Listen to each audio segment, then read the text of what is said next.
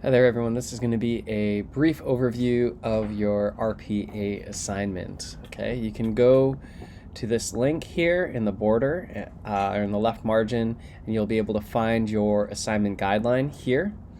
You can click on it. You're also going to be submitting your RPAs here as well, so just be aware of that.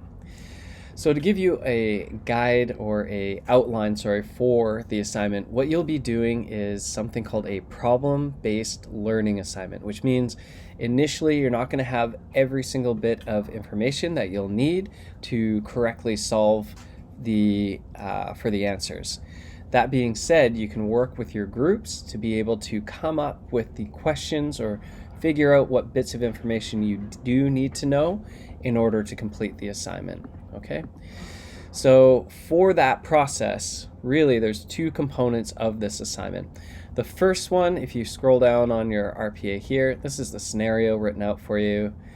You're going to notice that you're going to see this chart, okay? And so in this scenario, there's going to be two runners. They're running a race, or two athletes. This first athlete, you essentially collect in this column, and I want you to actually write in the PDF or electronically, or I guess you could take a photo with after you've done a pen and paper of this, but fill in exactly what you know already that's been given by the question or the problem scenario. Then you need to come up with questions or information, specifically what you need to know in order to finish. Now, here's what I want to see here. I don't want to see necessarily only the questions or just the questions that you need for the answer, because I should be seeing many different ideas, some of which you will end up asking me, some of which you might not really need to know in the end, some of it maybe you think you'll need to know but not need. It's fine. This is essentially a brainstorming process, and ultimately what I'm looking to see is a problem-solving approach, okay? Once you've done that, you are going to do that for athlete A as well as athlete B, okay? So you're going to need two separate sheets for that.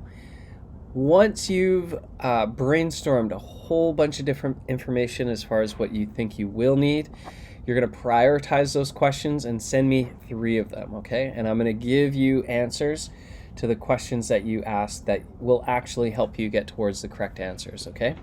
Now, with this, I want to hear real, creative, proposed ways that you would actually measure in the real world for this information. As one example, if you're hoping to know the distance between two objects, how would you practically measure that, okay? And just as a caveat, it should be douglascollege.ca, not just Douglas here, okay?